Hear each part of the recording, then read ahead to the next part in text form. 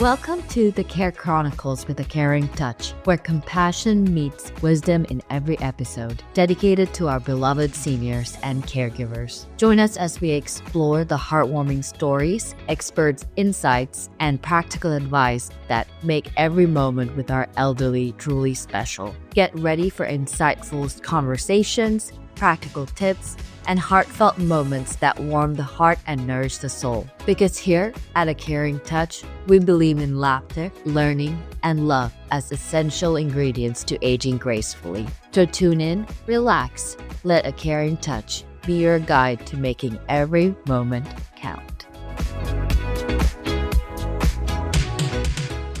Hi everyone, welcome back to another episode of the Care Chronicles. In our last episode, we talked and looked into how aging affects what we see, hear, feel, and even how we breathe and move.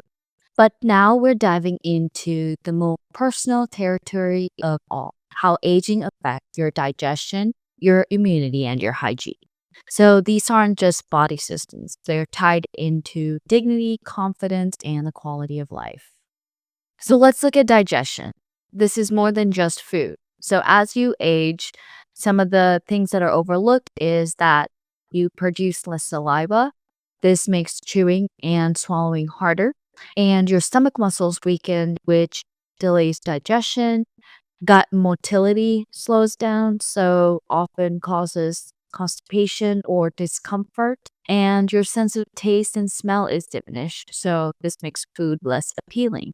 There was once a older gentleman named, let's call him Ben, and he was the life of the party, family dinners, family parties, gatherings. He loved to spend time with his family, but also he, enjoyed the food, the company, and, just really enjoyed being there. But one day, he started to not want to really go anymore, started making excuses, started skipping the family dinners. His family was concerned for him. They were like, oh, why is he isolating himself? Is he in a mood? Does he just not want to, come spend time with us? So this was weird. And finally, they spoke with him and they were like trying to figure out what's going on. What they found out was he couldn't really taste much of the food anymore. And, as you grow older, you have less energy. So he felt like he wasn't part of that conversation anymore either. So it wasn't just the fact that the food doesn't taste good, he felt more isolated.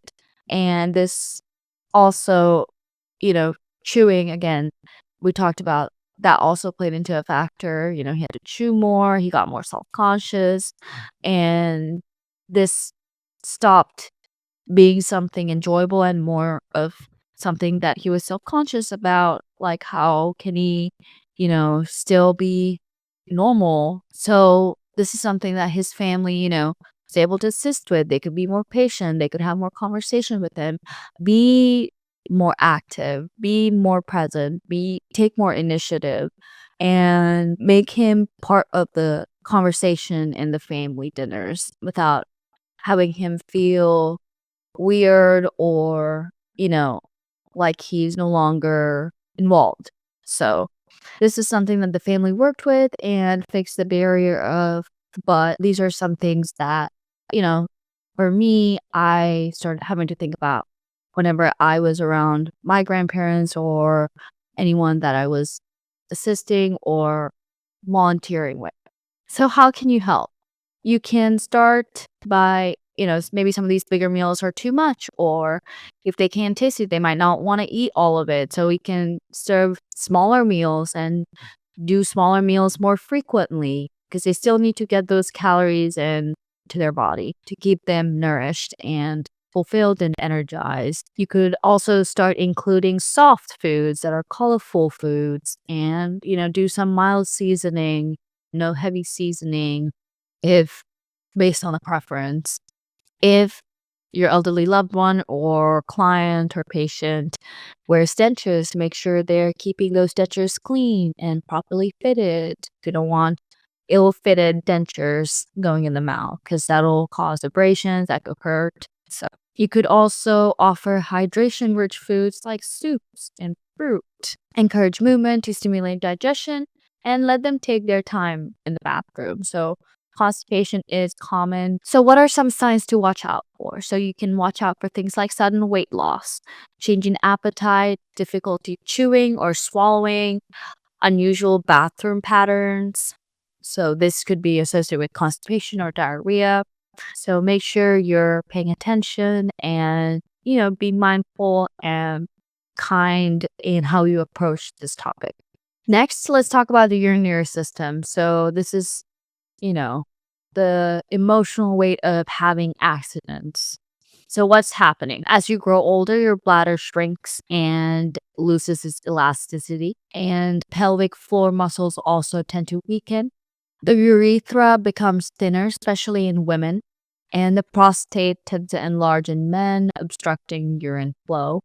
And this can create an emotional toll. So, incontinence is not just physical, it can mean, staying home instead of going out because you're scared you're going to have an accident, skipping water because you want to avoid an accident, avoiding car rides or flights or even family visits, again, associated with this incontinence.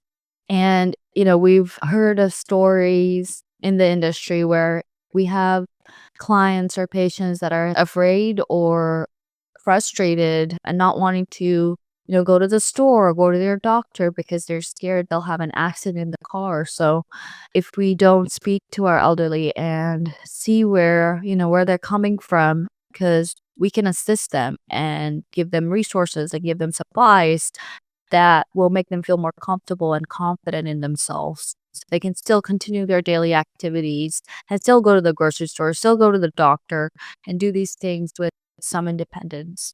So make sure to help without embarrassment. Make bathroom trips routine. So every 2 hours, schedule it in. Provide leak proof underwear and extra clothing without making it a big thing. Use adaptive clothing. So that could be elastic waistbands, no buttons. This will help in case they need to go quickly or suddenly. Avoid items like caffeine and salty foods before bedtime and keep clear paths to the restroom. You can also use night lights and bedside commodes for safety. And what are some things you can watch out for? So, hesitation or anxiety about leaving the home, strong odors or signs of skipped hygiene, and sudden increase in urination. And if you're able to monitor things like blood in urine or other signs of infection, make sure you're being more alert and diligent in how you move forward.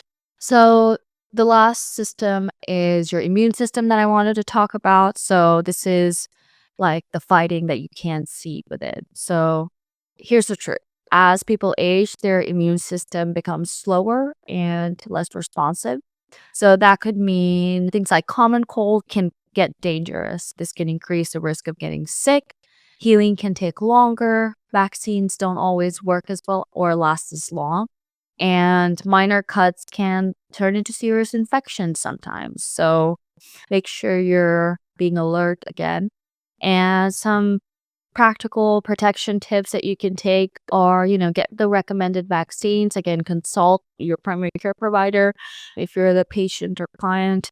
But consider things like the flu vaccine, shingles vaccine, maybe the COVID-19 or the pneumococcal. Again, after you speak with your doctor. And, during the seasons of cold and flu season, wear a mask and protect your lungs and protect your loved ones' lungs. Encourage regular hand washing. Make sure you're washing it, singing happy birthday if you need to, so you're properly getting it done. Keep your skin moisturized to prevent cracking and entry points for bacteria, and clean nail beds and skin folds regularly. So some signs to watch out for is fatigue that tends to linger, redness or swelling in wounds or joints, fevers or chills without explanation. Sometimes confusion can be an early sign of infection in older adults. So here's where it comes all together. Helping someone with items that are like toileting, bathing, or dressing can sometimes feel invasive. And think of it like you're in their shoes, you know? It can be invasive sometimes for you and it can be invasive for them. But as the caregivers, this is where you have the greatest opportunity to preserve their dignity. What that can look like is something simple as knocking before entering and explaining what you're doing when you're caring for them. And you can also offer choices when possible. Like, would you like, if you're helping them dress, instead of selecting an outfit, you can offer them choices. Hey, would you like to wear the blue shirt or the green one today? Or do you have an outfit? Use respectful language. Do not use baby talk. And, let your elderly loved one or your elderly client or patient, let them do as much as they can, even if it's a slower process and even if it's a slower movement, let them take care of them and preserve that independence. So, in closing, we all want to feel in control of our bodies, but aging asks for us to shift from independence to interdependence. And the best gift you can give someone or offer someone is that in that transition is their dignity. Start the conversation now, ask your loved ones how they feel after eating, if they're sleeping well, if they've had changes, in their bathroom schedule. These questions might feel awkward, but they unlock safety and trust and better care and better steps in terms of how you want to move forward. If these episodes helped you understand the normal aging process a little more, make sure to leave us a review and rate us on Spotify. We're on also on Apple Podcasts and YouTube as well, wherever you're listening. We'd love to hear from you. And until next time, hope you have a great one. Thank you for joining us on this heartwarming journey with a caring touch. Be sure to check out our website and connect with us on social media for more stories, resources, and ways to get involved. We're excited for you to join us again in our next episode, where we'll continue to explore the beauty of aging with grace and compassion and dive deeper into topics that matter to our elderly community. Until then, stay connected, stay caring, and we'll talk to you again soon on the Care Chronicles with a caring touch.